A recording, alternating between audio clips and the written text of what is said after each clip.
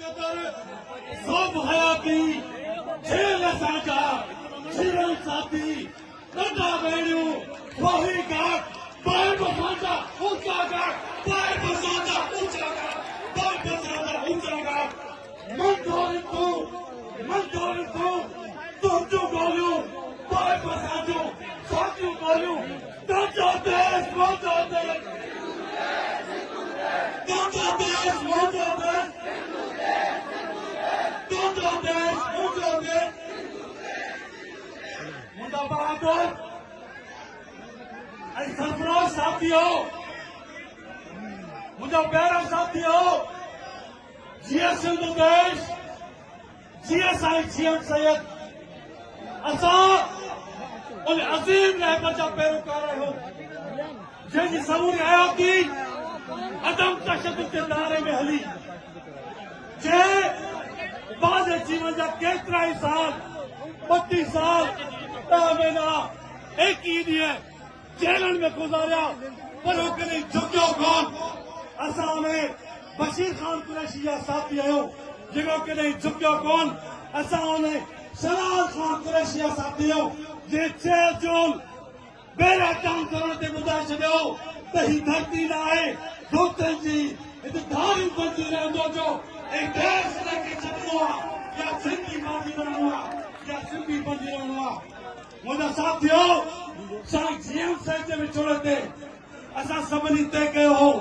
त सैयद जे विछोड़े खे ताक़त ऐं तंज़ीम में तब्दील कंदासीं ताक़त शेख बशीर ख़ान ठाहियो तंज़ीम तव्हां ठाहींदो तंज़ीम असां ठाहींदासीं अॼु सिंध जे वसीलनि ते पंजाब जो कब्ज़ो आहे अॼु सिंध जे वसीलनि ते पंजाब जो कब्ज़ो आहे असांजे दरिया ते पंजाब जो कब्ज़ो आहे असांजे कोहिस्तान ते पंजाब जो कब्ज़ो आहे असां बि करो ॿीहर वॾे पैमाने ते ईंदासीं रोडनि जो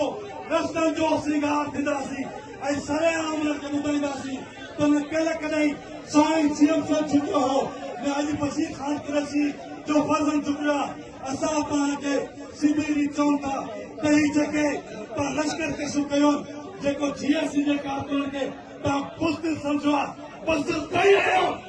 असां तव्हांजो वारदात था कयूं असांजे कारकुननि खे तंग न कयो आज़ादी जे मतवालनि खे असां आज़ादी जे मतवाला आहियूं अदम तशद्दुद जे दायरे हेठि पंहिंजे वतन जी आज़ादी वठंदासीं ऐं हिकिड़ो ॾींहुं उहो ईंदो त अखियूं बि पैदा अचे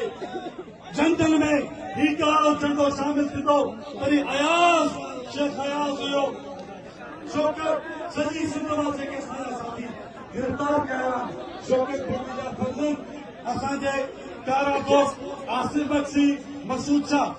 सभिनी खे असां चऊं था मासूद अहल समेत जेके जीअं सिंधा असां पुरअमन सियासत कई आहे बशीर ख़ान कुरैशी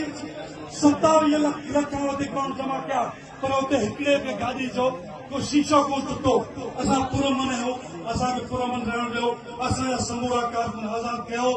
ऐं आउं वरी तव्हांखे चवां थो त जीअं सिंध जी जो आहे क़िस्म जेसी आसीनो ऐं सीरे में दम तीअं सिंध ख़ातिर भल सर्व कलम सार बदलंदो रहे लाजपत रहे नौजवान साथियों सिंध जा रासो जीअं सिंध